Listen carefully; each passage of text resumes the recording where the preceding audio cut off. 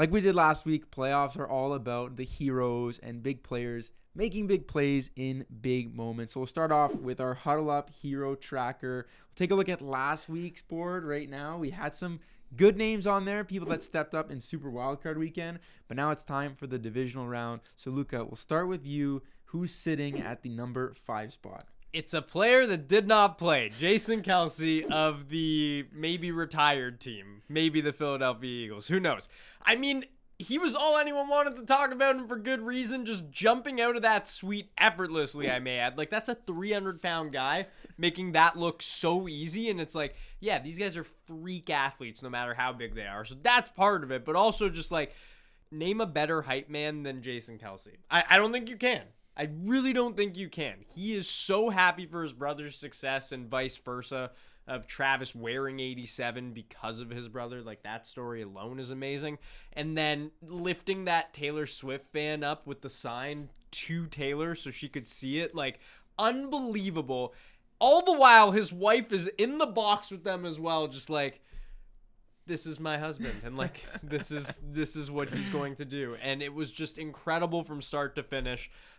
We need more Jason Kelce at every playoff game. He's probably going to be at the bank next week. That's going to be even more insane. It was fitting that he was there for such an amazing game and that he stole some of the show, and his brother had a great game too. The way he jumped out of that suite, it all came clear to me why the tush push has been so successful for so long. Because, man, that guy can move, and he can move quickly. Explosive. That's how I'd describe him. Explosive. Incredible stuff. Who's your number 4? Number 4 is kind of an unsung hero one. It's Jauan Jennings, a receiver for the San Francisco 49ers. His numbers aren't going to blow you away. 5 catches, 61 yards. But this all really came after Deebo Samuel got hurt. And iffy 50-50 we're hearing right now when we're recording this on if Samuel even plays in the NFC Championship game against the Lions. And if he doesn't, Jennings is going to have to be a big part of that. But he's mainly known as like that blocking receiver for this team. They have a great kind of receiving core when it comes to not only catching the ball, running after the catch, touchdowns, but they're amazing at blocking, and their commitment to blocking is something that I think I enjoy watching with this 49ers team more than anything. But he is known for that role, and he stepped up in a lot of big moments with some key catches with Deebo down. So I know a lot of teams go through injuries, and sometimes you don't have that depth that can step up in that situation. He was a big part of that win against the Packers. Number 3, who do you got? Defensive back for the Detroit Lions, Ifeatu Melifonwu. He has just been incredible since he started playing basically 99% of the snaps, which was the Bears game. It was a loss. But since that game, that loss to the Bears late in the season, this 2021 draft pick has just changed the way this Lions defense is played. They use him as a blitzer. He's great in coverage, multiple passes defended per game. He had a sack again against Baker Mayfield in a big moment. They deploy him so well and play to his strengths so well. He's great at playing the ball in the air, but he's also such a valuable blitzer. He really has changed the way this defense plays, and it's a big reason why they're here in the NFC Championship game. He's kind of that Swiss Army knife for that defense. And little spoiler alert for my list, I also have a Lions defensive back who's very similar in the sense that he can play various roles on that defense. But you got 2 left on your list. Who are they? Travis Kelce, number 2. It's a big name for the first time on my Huddle Up Heroes. And it's mainly because he had such a weird season as far as his statistics go, his play time goes. I think people were looking at Kelce and being like, hey, he's starting to slow down. And then the playoffs come around, and playoff Travis Kelce comes around, because this guy is on another level in the playoffs.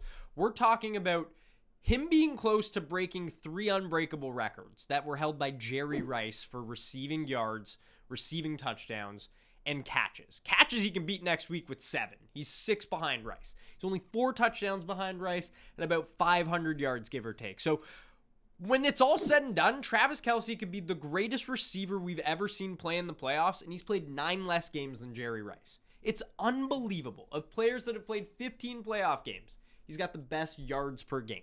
It's insane what he has done in the postseason. He's the guy. He is the guy. What a season it has been so far with Travis Kelce. And I mean, if my brother was cheering me on in the stands like that, I think I would go for 202 touchdowns every game as well. So good to see him doing well. And I mean, he didn't score for like 8 straight weeks. Yep. So for him to get to, it's like playoffs, it's different. And that's what we've seen from the Chiefs as a whole. Number 1 on your list, Who do you got? I'll keep it quick. Lamar Jackson, 4 touchdowns. The first half was kind of iffy, and I think people started to have those memories of Baltimore Ravens playoff failures in the past and Lamar not kind of stepping up in the biggest games and not having his best game, but he is just so good. We've talked about it on the show all season long. We love Lamar Jackson, the dynamic that he brings to any offense and the gravity that he has in that system is just game-changing. To go for over 100 yards, to pass for over 150, 4 total touchdowns, he is the MVP of the league. He is the MVP of this weekend, in my opinion. Great list. Had some unsung heroes, and then, of course, you had the MVP and Lamar, and even a guy like Travis Kelce. So I love the blend there. I got a lot of unsung heroes as well. Whoa! You started number 5 with a guy who didn't play and made some noise in Travis Kelce's booth. I'm going to start number 5 as well with someone who didn't play, but was under the radar in Travis Kelce's suite there. Zach Collaros of the CFL sneaks his way into that suite, and he's cheering on not only his old college teammate, but his old college roommate. And Zach Collaros is a guy, he's got championship pedigree. Seems like he's in the Grey Cup each and every year. So it was great to see a familiar face, especially for Canadian football fans, hanging out in that suite. On to number 4. I want to talk about Brian Branch of the Detroit Lions, because you talked about Melifonwu, but Brian Branch is just 22 years old. He is a rookie coming out of Alabama, and everything they said about this guy a year ago through the draft process is as advertised. He can line up anywhere on the field. He is such a difference maker for a Detroit Lions defense, especially the secondary that has been shaky at some times. And it wasn't all pretty against the Buccaneers, but I love what Brian Branch has brought in the pass rush game as a blitzer, in coverage, as a tackler, led the team in tackles this year. So he has been so fun to watch, and he's really given the Detroit Lions team life a lot of times. It's a great one. Their secondary is just going to get better and better. Who do you got at number 3? You know I love my defensive coordinators, and we got to look at Mike McDonald because, yes, Lamar Jackson deserves all the praise, but this Ravens defense didn't give up a touchdown. And it's like we've seen so many good quarterbacks play them this year, and now I'm starting to think, like, who can score on this team? Number 2.